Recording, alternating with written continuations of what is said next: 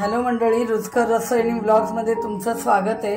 आज तुम्हाला मी मोरावळा ही रेसिपी दाखवते। हा मोरावळा थंडीमध्ये केला जातो, कारण थंडीत आवळे पुष्कळ मिळतात आणि हा मोरावळा ऍसिडिटी साठी किंवा एरवी ही सकाळी पहाटे अनवशी पोटी म्हणजे काही न घेता उठल्यावर आधी मोरावळा खाल्ला जातो, ज्याच्याने आपली ऍसिडिटी कमी होते आणि अतिशय आरोग्यास हेल्दी आहे। असा मोरावळा मी तुम्हाला आज दाखवते। तर हे मी पाव किलो घेतलेले आहेत आवळे। तर कमी रेषेवाले असे आवळे घ्यायचे, व्यवस्थित निवडून, न डागाळलेले वगैरे। तसे हे मी पाव किलो आवळे घेतलेले। आता ह्याला मी टोचे मारणार आहे आवळ्यांना प्रत्येक, आणि ह्याला टोचे मारून मग मी हे कुकर मध्ये वाफवायला ठेवणार आहे, न पाणी घालता। कुकर मध्ये आपण खाली पाणी घालणार आहोत, ते दाखवते मी तुम्हाला कसं ठेवायचं ते। आता आपण आधी हे आवळे टोचून घ्यायचे, ते कसे टोचायचे ते मी तुम्हाला दाखवते। ही मी सुरी घेतलेली आहे आणि ह्याचं हे नॉक आहे, तर हे असं असं करून घ्यायचे प्रत्येक आवळा, अशा पद्धतीने।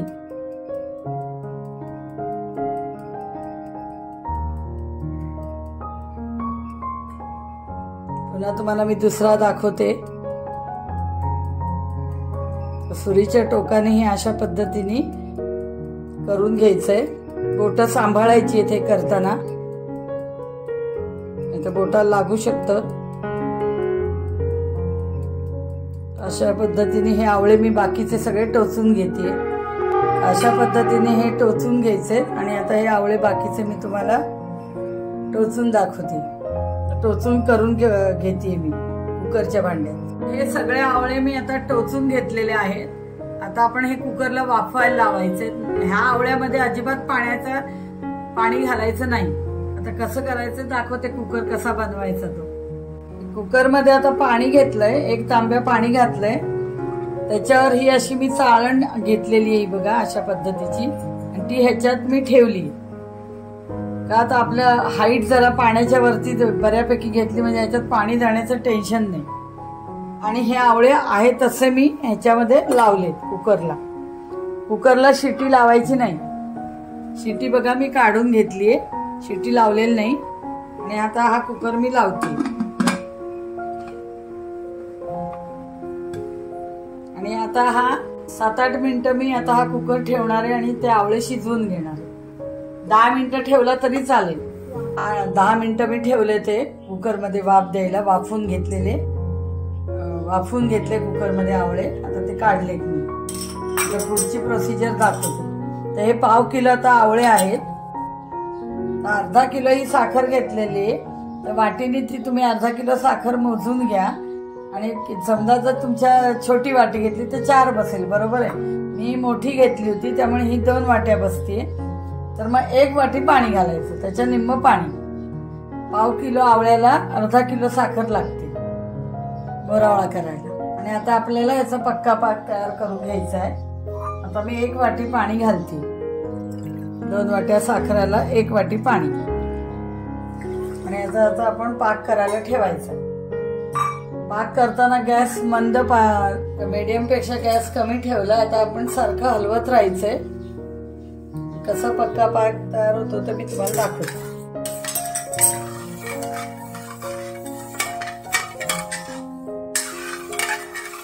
अशी आपली आता साखर विरघळत आली आहे, याची सारखी हलवत राहायची।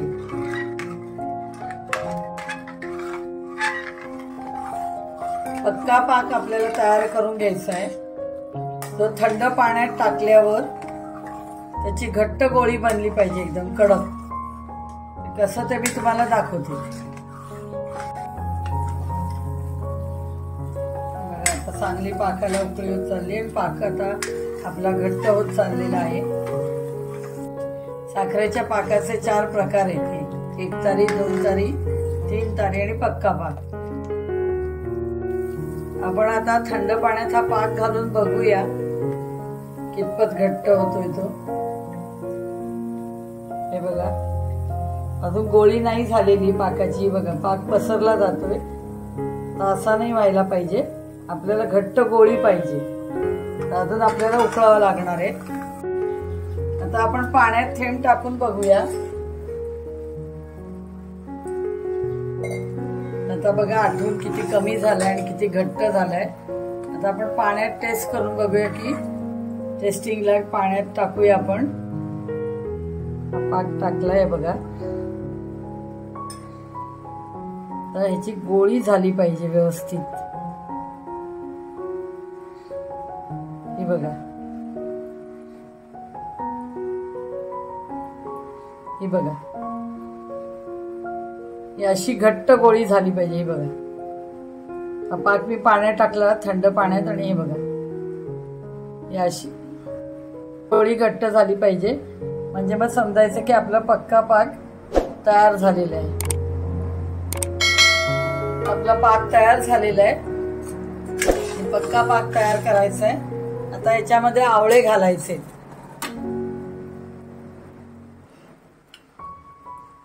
आणि पुन्हा शिजवून घ्यायचे। हे आवळे ह्याच्यात उकळून घ्यायचे, कारण आवळे घातल्यानंतर पुन्हा रस सुटणार आहे, पुन्हा पाक पातळ होणार आहे आणि पुन्हा आपल्याला ते घट्ट करून घ्यायचंय। ते दाखवते तुम्हाला मी। आता आपण ह्याच्यामध्ये आवळे घातलेत, गॅस बारीक ठेवायचा आहे आणि आवळे ह्याच्यामध्ये उकळून घ्यायचे। आवळे घातलेत आता आपण, आणि आता आवळे घातल्यामुळे पुन्हा आता पाक थोडा पातळ होतो, पुन्हा तो आपण घट्ट करून घ्यायचा आहे। पक्का पाक तयार होतो त्या असं बाजूला थोडी साखर अशी तयार होते याची। आता हे पाकामध्ये 5 मिनिटं शिजवून घ्यायचे। आता हा मोरावळा तयार झाला की याच्यामध्ये आता केशर आणि वेलची पावडर घालायची आणि काचेच्या बरणीत हे मोरावळा भरून ठेवायचा, घट्ट बरणीत।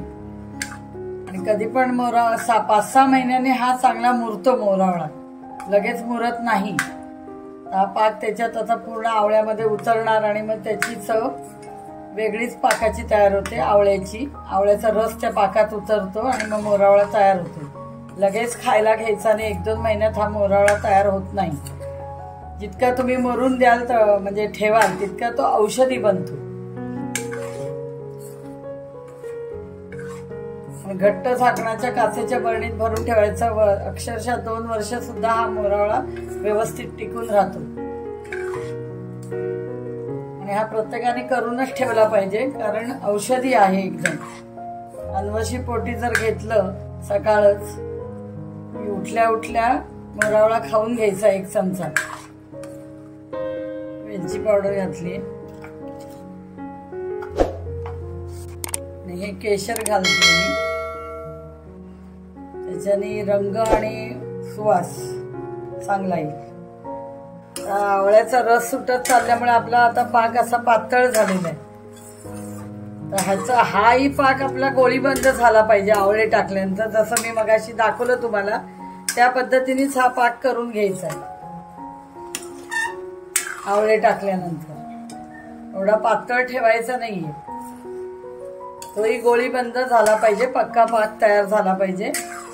मगाशी मी तुम्हाला दाखवलं की गार पाण्यात ओतल्यानंतर कशी घट्ट गोळी झाली पाकाची, तसंच करून घ्यायचंय आणि मग गॅस बंद करायचा। आता आवळे घातल्यानंतर बघा आवळ्याचा रंगही बदललाय। आवळे असे सुटतात पण त्याच्या पाकळ्या सुटतात, अशा आहे बघा, अशा पद्धतीने। आवळ्याचा रस उतरल्यावर पाक असा आपला पुन्हा पातळ होतं, पुन्हा घट्ट करायचा आणि पुन्हा गोळीबंद पाक तयार करायचे, पक्का पाक। आता आपला पक्का पाक तयार होत आलाय।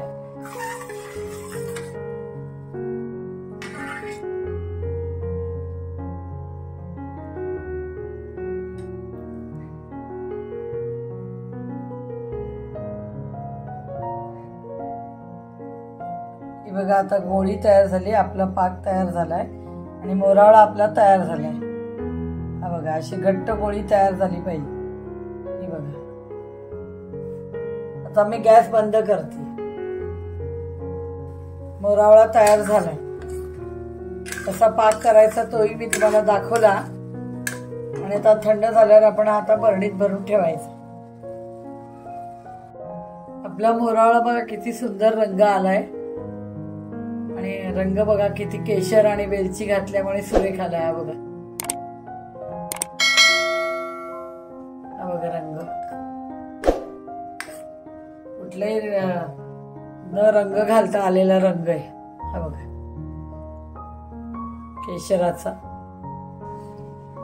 अशा प्रकारे मी तुम्हाला मोरावळा कसा करायचा तो दाखवलेला आहे. तो आपल्या आरोग्यास अतिशय हेल्दी आहे आणि पचनशक्ती मोरावळा रोज खाल्ल्यामुळे वाढते आणि ऍसिडिटी पण कमी होते. मी दाखवल्याप्रमाणे तुम्ही हा मोरावळा करून बघा आणि माझी रेसिपी कशी झाली ती मला कमेंट्सद्वारे कळवा. माझ्या रेसिपीला लाईक, शेअर आणि सबस्क्राईब करा. थँक्यू.